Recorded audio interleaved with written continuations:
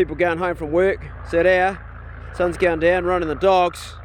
Walking out here on my bit of dirt. Dogs love it out here, eh? So do I.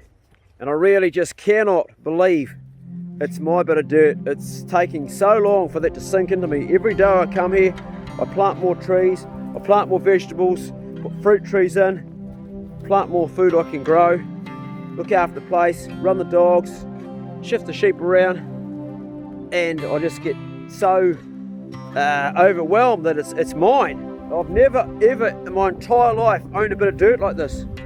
It's the most bit of ground I've owned. This paddock here is mine, and I'm looking at it, I'm going, holy fuck, it's my dirt, you know. The house is going to be livable too one day, and I'm not worried about the house at all. I bought this place for this bit of ground, this bit of native bush, and this bit of grass here. It's just amazing, you know, to have a bit of dirt, a place to call home, and a place to pass on to my children when I die. I come out every evening, you know, to walk dogs and that. Pick up! He's probably chasing a rabbit, and I walk around, it's like, I still feel like I'm walking on someone else's land because I've rented it for so long. You know, my landlord used to own this. Pick up! Rabbit! Chasing a rabbit. Good boy! Pick up! Pick up! Pick up! Good boy! Pick up! Good dog! Pick up! That Jamie the Giant is coming up the driveway right now. There he goes. Stay here, Poe. Stay here. They're getting a reception from the dogs. Nippy, come on. Pick up. Pixie, come. Good boy, come on.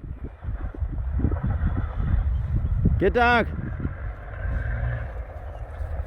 Good boy. Good dog. Good dog.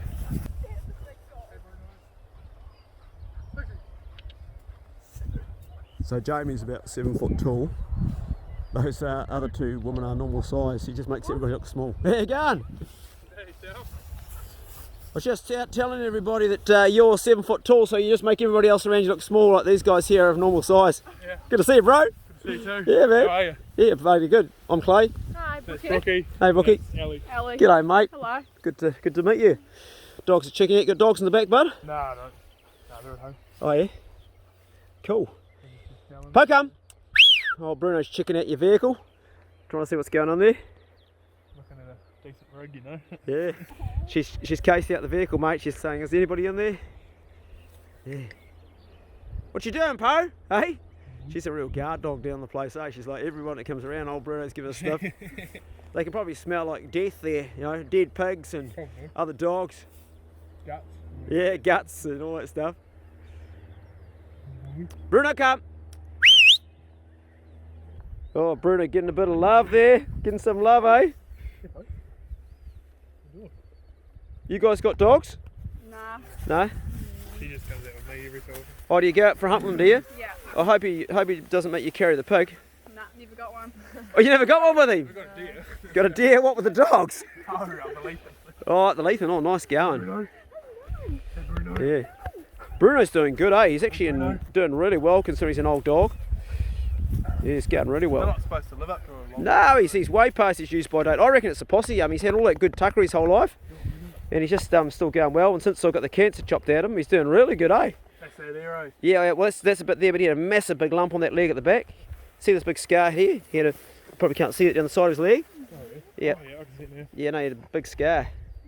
So when did you guys go up the Lethan? How far ago was that? Oh, last Friday. Oh, yeah? Did you shoot a deer, did you? Oh, Dylan did. Oh, nice going, mate. Yeah, bloody good. What a yearling. Just the yearlings. Perfect. Yeah. Perfect, mate. Perfect for eating. Yeah, bloody oath. What's that one's name? Bruno. Oh, it's massive. Yeah, it is, eh? Jago Argentina. Yeah, he's gonna put white stuff all over you, mate, and particularly it'll show up with your gothic pants. Yeah, they can look really white now. I'll tell you I lost my job.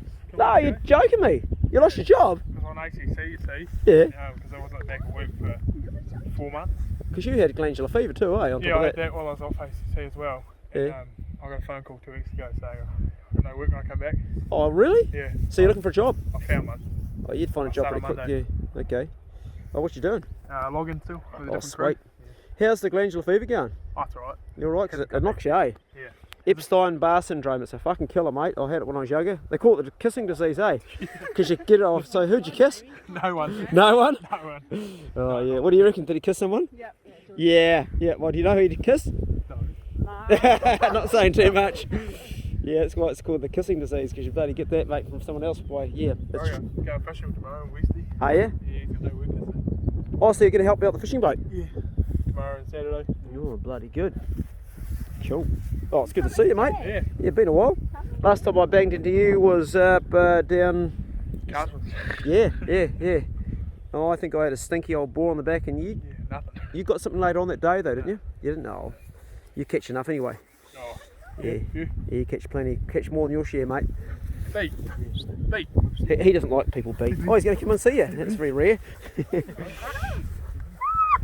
Yeah, don't let him get that white hair all over you, mate. You'll be covered. Oh, yeah. What's that, mate? Oh, Poe would be in her... She'd be her 8th year now, eh? Yeah. And the son's trying to beat up all the time, and she like tell him to fuck off. Mine like that, eh? Yeah, all the time, mate, all the time. But they never ever have a bad fight. It's just playing. Tails are wagging. No. Well, it's kind of a training, eh? Like, it keeps him fit. He's a really good dog, eh? He's going to be a cranking good pig dog. He's caught 4, like, by himself without anybody else being there, which is really good for that age. 2 of the 4 that he caught got away, but he didn't even know what he's doing, eh? But I think he's going to be a baiting dog. Bruno loves all the love. B just doesn't want to bar it, eh? He just wants to bounce around like, you know, a rabbit. Where are you going, B? B, come. Come on. Just can't be still. Look at him. He's like a streak of lightning. Look at him. Chong! He's like that all the time, eh? Come on, B. Yeah. She's getting a bit of love now. Bigsy and Bruno get on really well, eh? Like, he'll try and beat his mum up, but he won't do it to Bruno because he's not silly. Big heifer up. Big old boy. He's a bit like you, mate. He's a big bastard. There we go. Hey! Hey! That'll do. That'll do. Enough. B, way you go. She's saying, can you take me for a hunt, Jamie? You've got all the blocks. Oh, we'll see you sometime. We'll get for a hunt, eh, Jamie? See you later, mate. Heel up. Come on. He's a real shaker and stirrer, Jamie. I met him years ago in Long Gully, and he was only a young kid, and even then he was like about 160 kilogram and 7 foot tall. He's always been big, and he's a really good hunter. Him and his brother Dylan, they catch a lot of pigs, but they do the hard yards. They go out and go, you know, through the night, really give it arseholes, and it's good to see young guys getting out there and doing it. See you later, mate. So there's a mum pukeko and there's a baby on the grass here. A bit hard to see because you can only see a wee head popping up. We're quite close to the highway here, so these guys have a pretty risky life if they want to go across the road here, which they do quite often. My son Yona went out and dived for Kina. They look like tongues. Have you guys never seen them before? Some people call them sea urchins. I don't know if that's showing up in the camera very well in the light there. But Will here, who's staying with me, he's never had them. And no, Poe, you're not having them. Where you go, Poe? Go on, where you go? You're not having my Kina. Poe, where you go? See, she does this. She just like stays. They're actually very rich. They kind of look like a tongue. Look.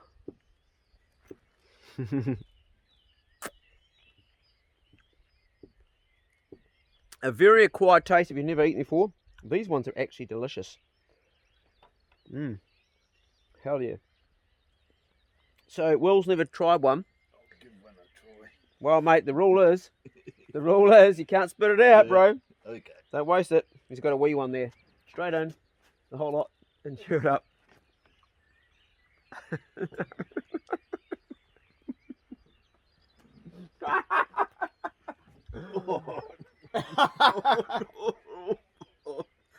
Bad taste. Oh, jeez. They are quite tasty. Yes, they are. Oh, white boy doesn't like the Kina, eh? I like power. But you don't like these creamy things, no? No. How would you describe it? Very creamy, but kind of salty, but it's different. It's a kind of a funny taste. Yeah, that's a funny taste. If you're not into it, anyway, just thought we'd share that with you. Right. Yeah. But Yeah. Put some chewing gum in his mouth. No, minties. No moments like these, you need minty. That was funny. It's Crossy Point in Mapua. Absolute magic place. A few people down here with their kayaks enjoying it. That's my boat out there. And my son and I just come down here to see if there's any mussels at this very low tide. Sometimes we can collect them when it's really low. Great to see these guys all out in their kayaks, eh son? Yeah. Enjoying the evening. These kids having so much fun on the water. I can remember being that age and how exciting it was to be out in the evening on the water. New Zealand is such an awesome place for kids to grow up. It's actually shallow enough to actually harvest these guys. They're only small though, they're not really big. You can't eat them. I'm going to get some for a feed. No, they're green lip, son. Yep, green lip mussels, see? See the green lip there? They're not real big. Massive ones out in Taka, yeah. Yeah, but these little ones are actually quite nice, eh?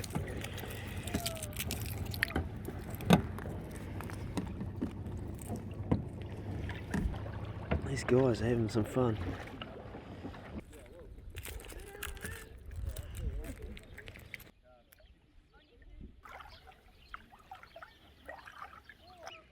Got a few. Oh, good job.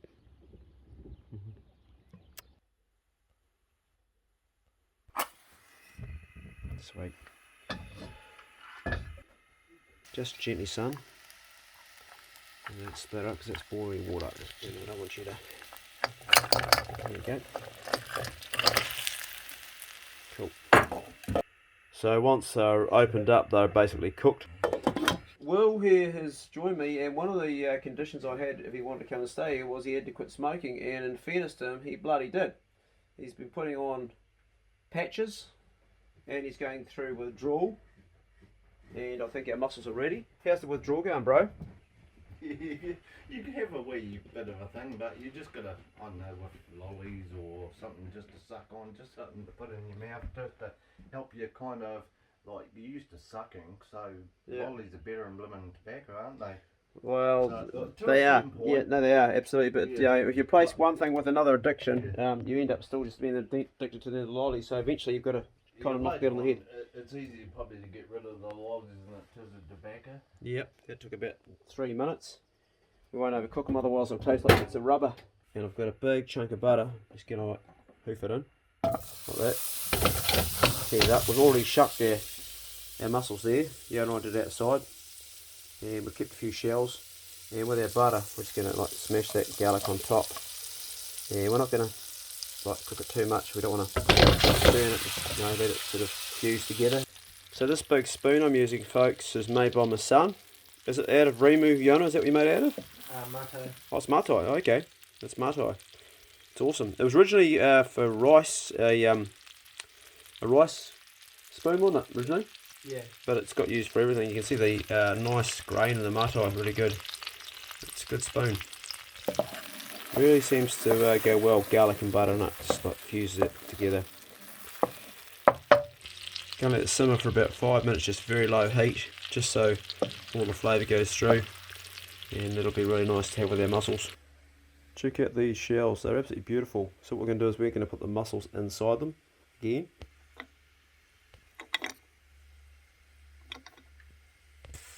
That's finished, it's good. Man, that garlic smells good. I'm going to pour that straight over the top. Ooh, smells good. There you go, Walt, wrap your laughing gear around some of those, mate. You can just pour it straight in your gob. Tasty, eh?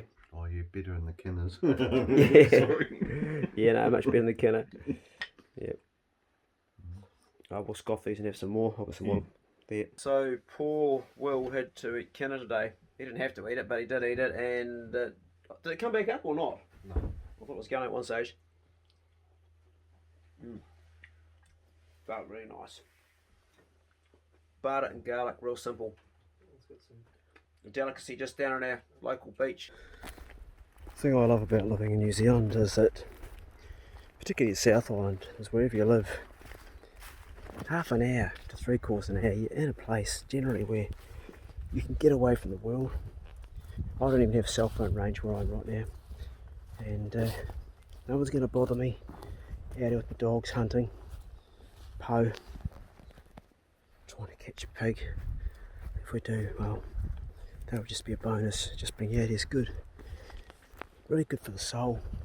And I really think us human beings have evolved this way, you know, and you want to get your balance back, just get back into the bush. I'm talking in a quiet voice because we are hunting right now. Look, there's someone up here behind me. You can hear all the bush cracking.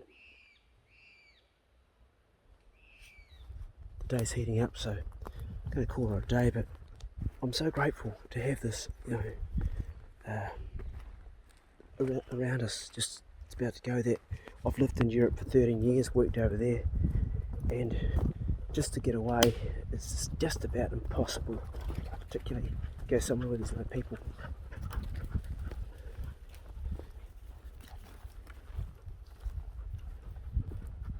Anyway, this is just a little picture of my day hunting with my mate Simon. I'm going to just drop it into the middle of a video somewhere just to break it up and make it interesting for you guys so you can see a bit of greenery.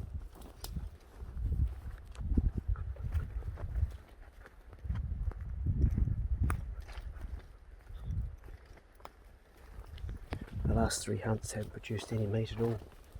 It's the nature of hunting. You continually keep on hunting to try to bring some meat home. It's a numbers thing. Eventually, sooner or later, something dies and you do get some blood on your knife and you do put some meat on the table for your children and your friends and your loved ones.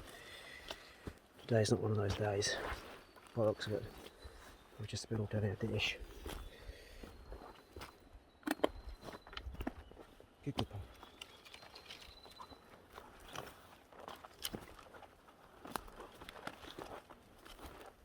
The question I get asked quite a bit from people is, you know, so you hunt your own meat, you must save a lot of money. No, way cheaper to go to the supermarket and buy a pork chop in a cellophane packet. Way easier, way cheaper. Running dogs, feeding dogs, running trucks. I mean, just the gear I've got on me right now. The GoPro in my top pocket to film this if we do have some action. You know, just a new one of those with the card, and it's over $800. The GPS unit around my neck, that one there. That with the collar is about $1,400. Just one collar. I've got 4 collars. Radio for contact. The knife on my hip, which is a Simon Walker knife, which I really wanted to blood. It's my new knife. Isn't that beautiful? I was hoping to get some blood on that today, but I won't. I love taking out a virgin knife and breaking it in, but that's for another day.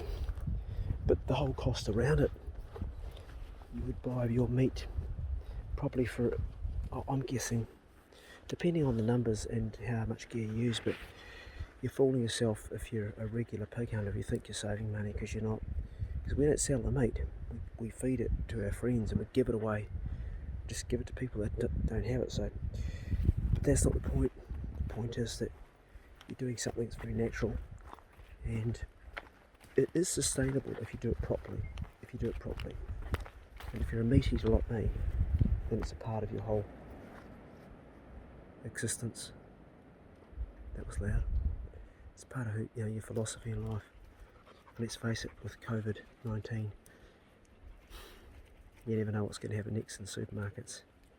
Mind you, having said that, last time they said we couldn't hunt, and I was grateful to have a freezer full of meat to last me during that time. That's exactly what I did. Was I left off wild pork and venison in my freezer because I had plenty of it. So today I've got my ex with me, Ola, my children's mother. She's quite a bit younger than me, and she's out there, and she's picked some kawa. Yep, just one leaf. One leaf, yeah, that's the one with the holes in. Half-eaten leaf. Put that in my food, I'm not going to film your daughter because she's a minor. Yep. And She she's might not down like there. that No, I'm not going to film you, sweetheart. She's going, no. No, but it's not a children's channel anyway. But Ola's just come to hang out with me, and we've been down to Adventure Dan's, I can't say restaurant, it's a cafe, and got some sushi. And now we're making a kawa and wild mint tea. That'll be nice. That one's got sage in it too. Oh, it's got sage as well. You get a mixture of 3 things. I take some sage. Oh, put some hot water on. So basically 3 herbs in there.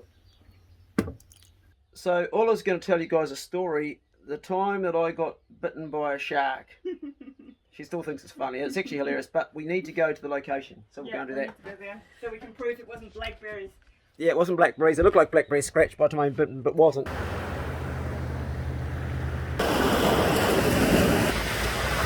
Before Ola tells you the story, I want to tell you a little bit about our history. Yes, she is my ex, but she's not my ex-friend. We're still friends to this day. I met her when she was 19. I would have been 34 when I met you. 34, yeah. Yep. So she was a young woman who'd just come from Austria, and she was having her sort of holiday at the end of all her studies and that. And I was playing in a club in Starlidus, which is in the island of Creta, and that's where I was working. And I really was attracted to her. I don't think she was that attracted to me, to be honest, as I was to her. We were actually looking for a different guy, and then you played instead of him. But Oh, was it Odie Lynch? it was Odie, yeah. And Odie watches the channel this day. Oh, does he? So you see, Odie, it should have been you that she ended up Well, with. no, not me. We were looking for my friend, you know. Ah, yeah, okay, Yeah, yeah. okay. So I wasn't. I wasn't even looking for anything, and Yeah. we were also not looking for you. Yeah, no, I wasn't, but I saw you and I went, wow. Well, and being a shallow male, I went, she's gorgeous, I want to be with her. But of course, it was dumb. So we didn't really do much at all. But But I had no hair then. Eh? yeah, you were shaved, eh? And she still looked good. So a year later, I went back there to play, and she was on the beach. She had written me the odd letter in between. Yep. Yep. This time it was different. This time she had a fat wee tummy. She was pregnant to my son, Yona. But it wasn't my son, was it? Well, yes and no. Yes. And no. Yeah. Not biologically. Yeah, so anyway, I've raised him ever since, and so we had some really awesome times together, but we weren't really designed to be together, us two. We're totally different. Ola's vegan or vegetarian, Vegetarian.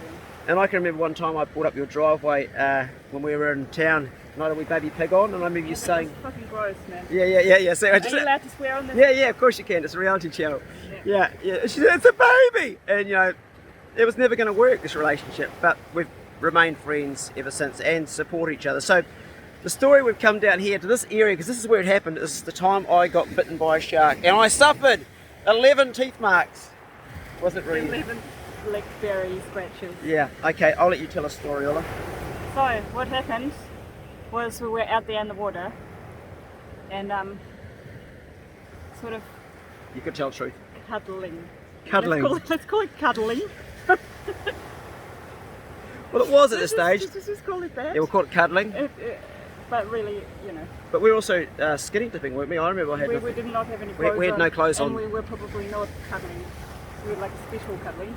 Okay. And It's funny because I stop you don't remember that? No, I I don't remember that. No, I have a different memory. I just have a memory of cuddling, but it sounds like we're doing special cuddling. We were doing special cuddling. Hell's bells! I can't remember that. Jeez. Okay. Yeah, yeah. So yeah. I Okay. remember that very clearly because all of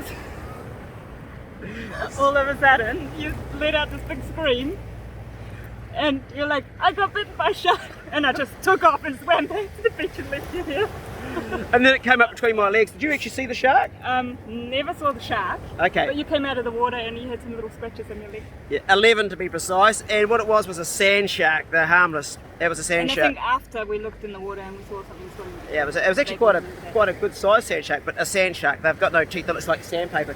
And honestly, it looked like I'd been scratched by a blackberry. Been through a blackberry Yeah, bush. totally. So I came running up the beach trying to cover everything up, and I had these. It wasn't even that bad. It was like a bit of blood. Yeah.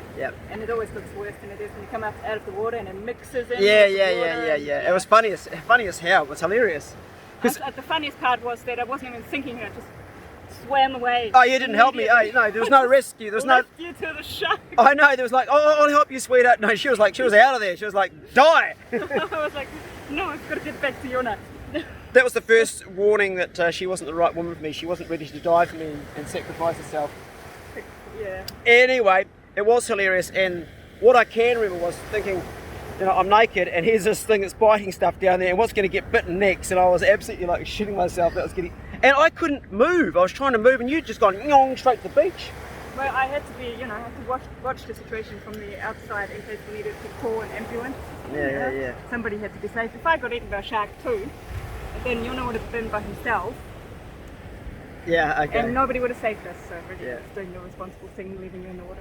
Yeah, that's right. Oh, well, thank you for sharing that. Anyway, Ulla's been in Austria and she's just come back here with her daughter, and it's great because now my kids can see their mum again, and they will soon.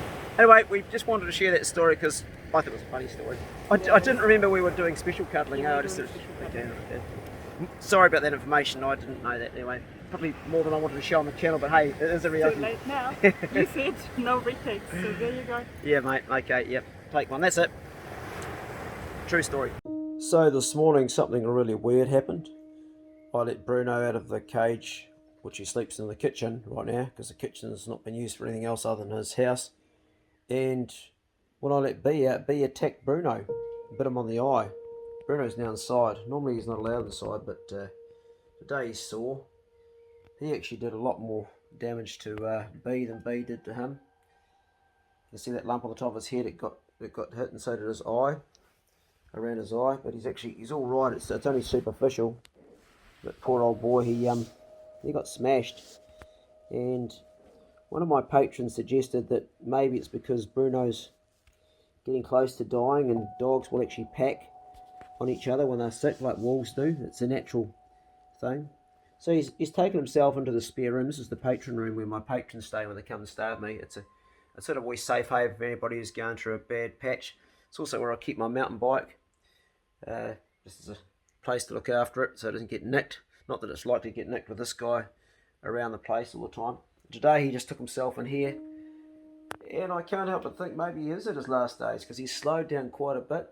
Some days he runs like fury, like he's a puppy, and other days he can hardly walk, so he's up and down.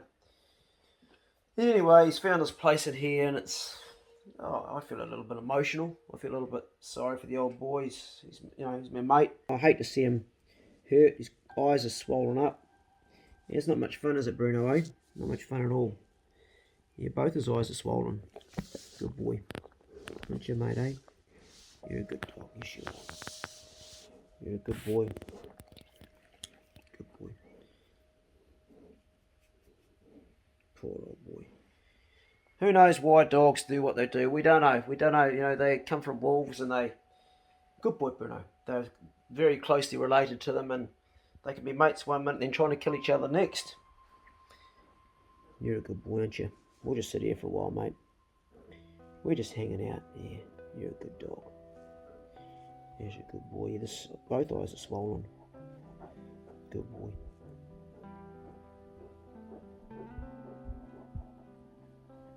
Good dog. He got bitten there, and he also got bitten on this eye around here.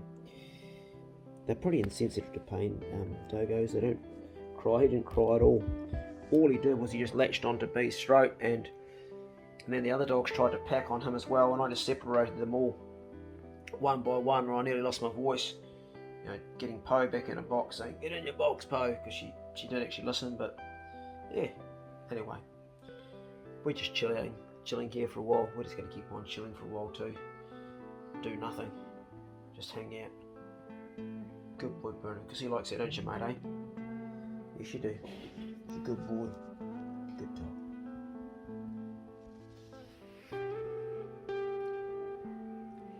Good dog.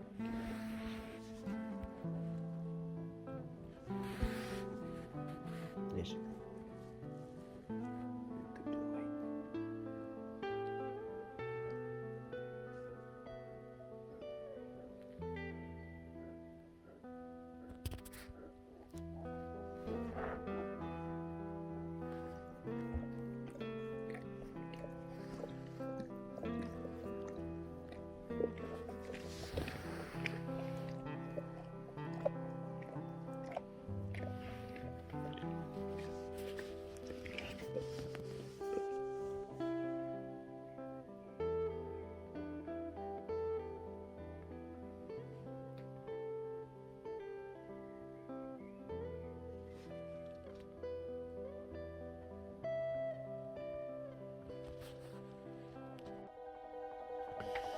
That's right, mate, down here. Here's where I keep them locked up. All my babies under chain lock and also cupboard lock. And they're coming out for a clean, and a bit of TLC.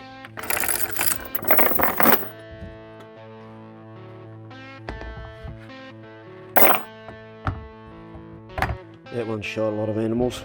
That's my dad's one, that one. And that, well, that's my first rifle ever. That one can tell a few stories. Fuck me, it looks like something out of an amnesty where you handle all your guns.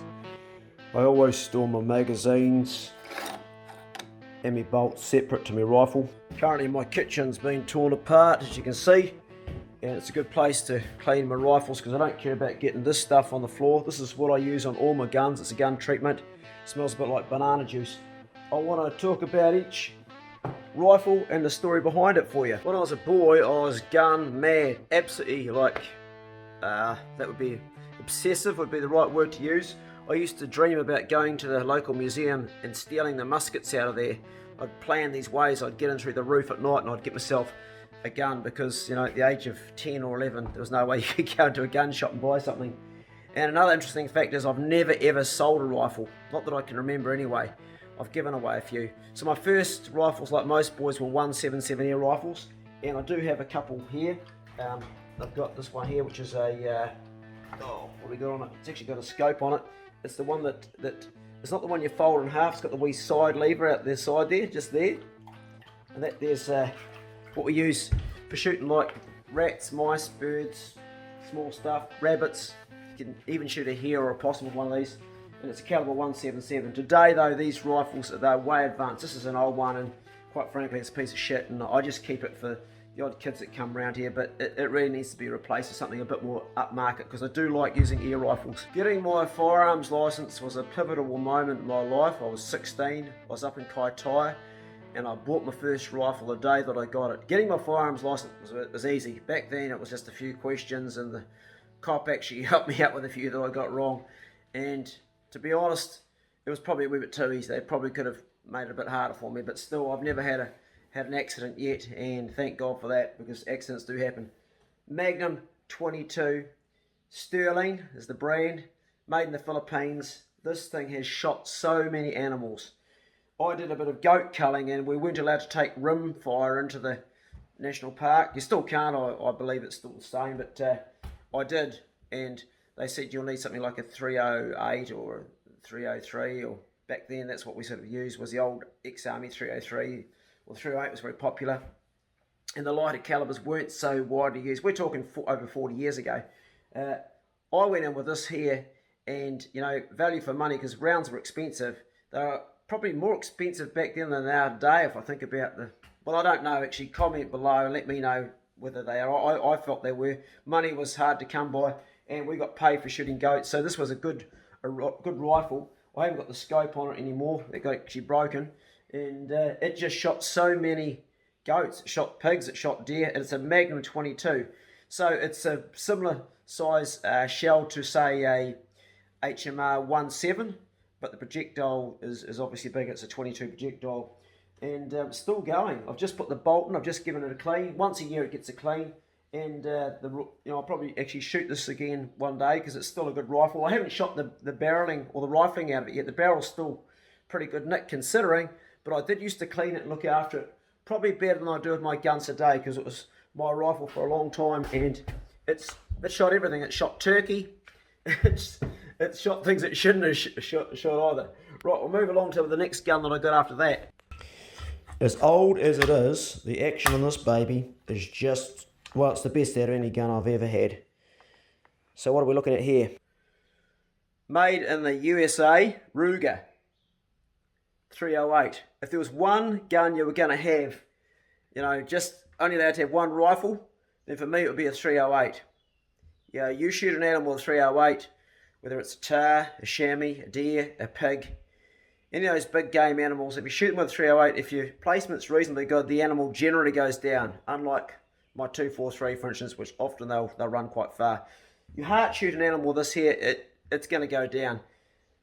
I love them, and they are so reliable. The action on this is just to die for. It's smooth, the trigger's good. However, this is an old rifle, and it needs to be changed a bit. I would like to cut the barrel down, I'd like to go shorter, and I'd like to put a new scope on it. Bit of work on this here, and it'd be my go-to for any large like game animals at all. The safety is very easy to use. Off, on, and to release your bolt, piece of cake. Just pull it up and pull your bolt out. This one's an absolute beauty. 3006. This is my father's rifle. He's given me a couple of rifles and I treasure them. And I won't ever be selling them. It's got a really neat action on it, and it shot a lot of animals, and most of them were with open sights, as you can see, the old open sights. This 3006 is made by Parker and Hale in England. Yeah, no, I think it's a 5-shot. If anybody has this model, just correct me, but I'm pretty sure she's 5 in the mag.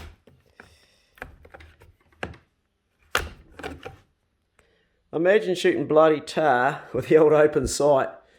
You know, some of those shots these guys are doing are like 200 with open sights. Bloody amazing, really, isn't it?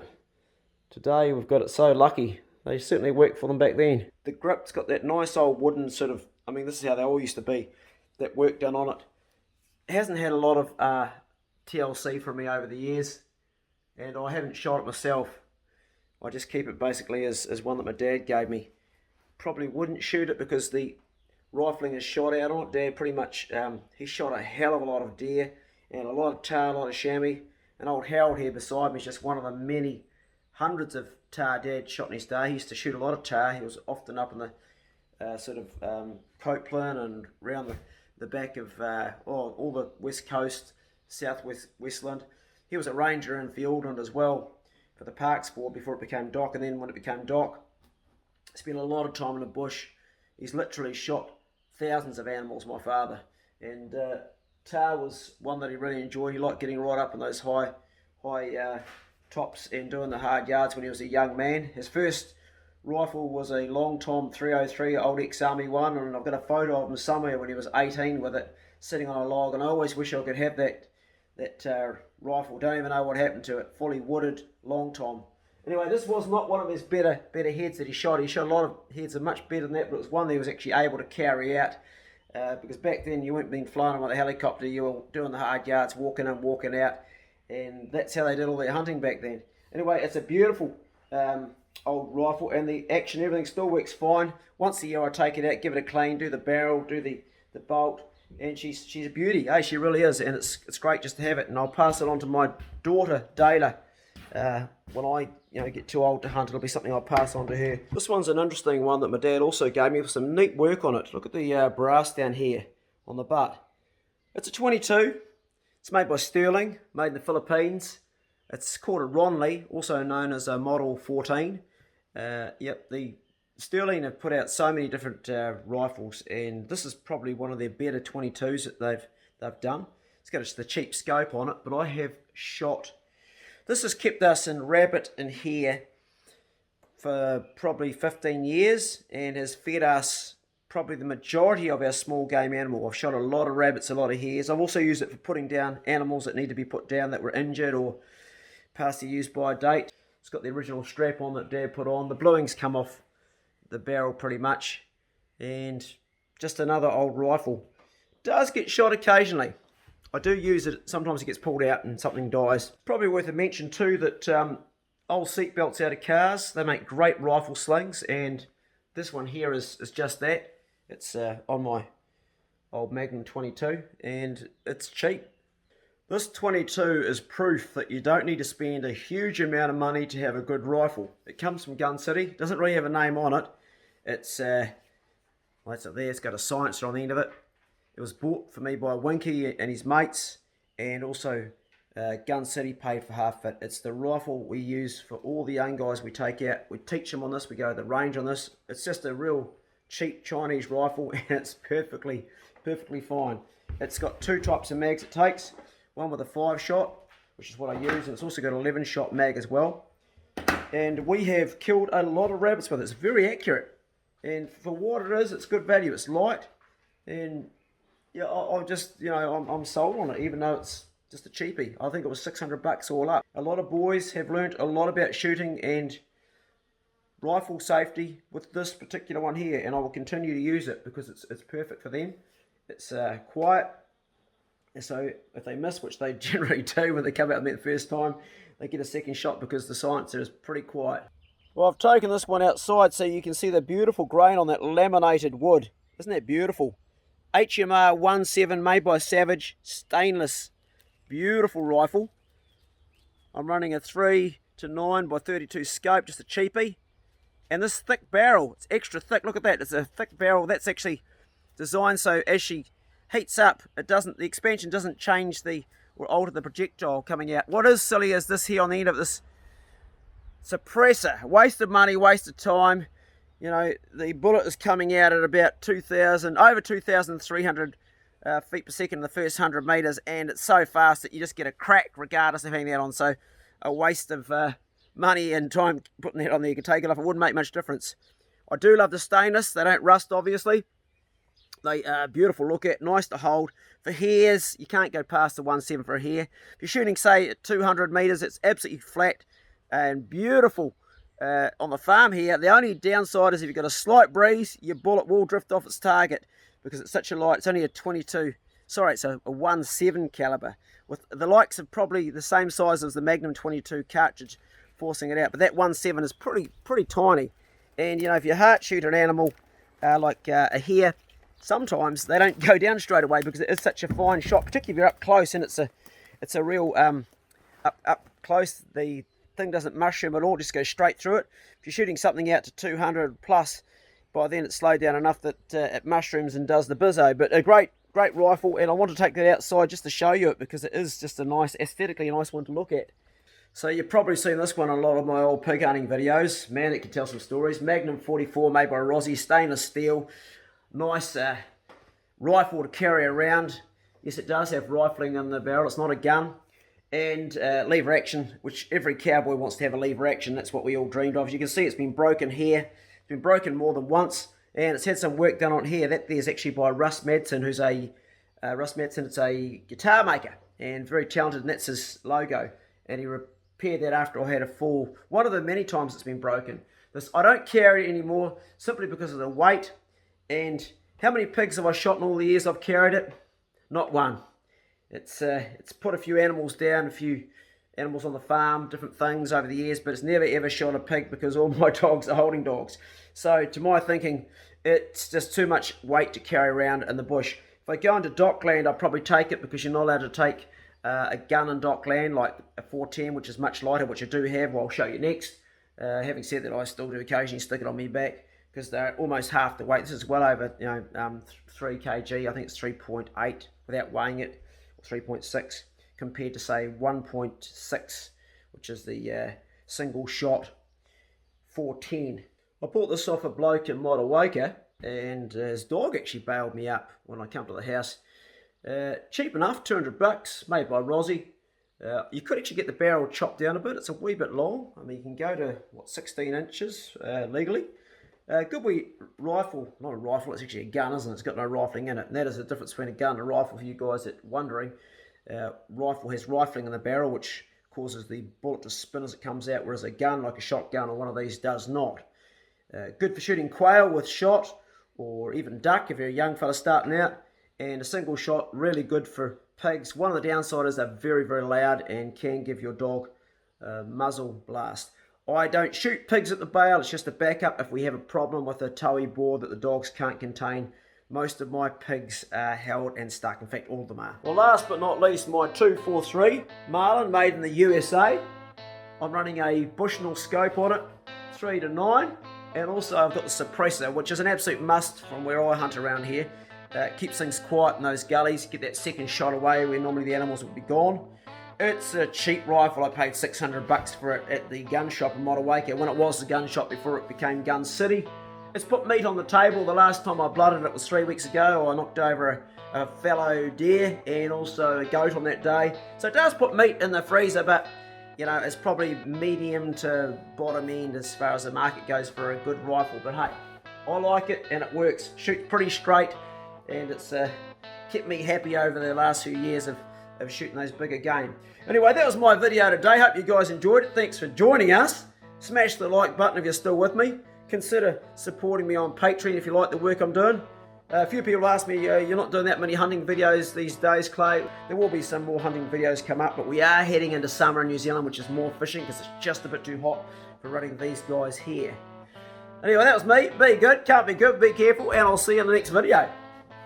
Right, time to take the bolts out and lock them all up and put them away. They're all clean now.